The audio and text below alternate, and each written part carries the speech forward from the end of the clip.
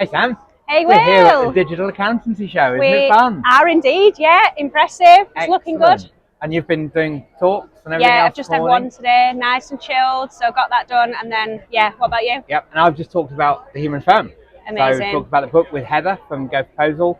And I mean, you're part of the book and you contributed, and it was great to have you involved in that. And the launch has gone really well. Feedback's great. Yeah. So we wrote the human firm. We're here in a tech show and everything else, and it's tech everywhere. But we're seeing with all these events more talk about people and everything else. And the reason that I wanted to talk to you for the book was because even the way you position your firm is about blending people and tech, isn't it? And absolutely. humanity. So tell us a bit about yeah, that. so for me, it was all about, from having worked in practice for so many years, all I kept hearing was that, kind of technology is fantastic. We all need it. We all love it. But actually, clients were missing that human relation. And they were really missing, and it wasn't just because of the pandemic, it was just the way that firms were going. They were really missing that human to human.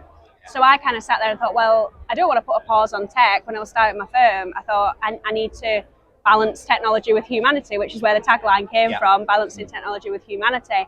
And I think it's just so important, especially but specifically for small business owners, to have that real human connection. So, when you asked me to speak for the book, I was just amazing, absolutely amazing. I felt so privileged.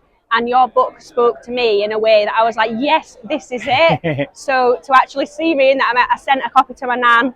She's Brilliant. so proud. Excellent. So thank you very much for having me. It's like that point is like the whole crux of the book is like, we used to have great relationships, and you talk about that in terms of when you started training, and we've kind of gone full circle. But the way I see it and the way I try and position it in the book is that we're at a point where we've got those great relationships again, and tech's given us the ability to get those relationships back.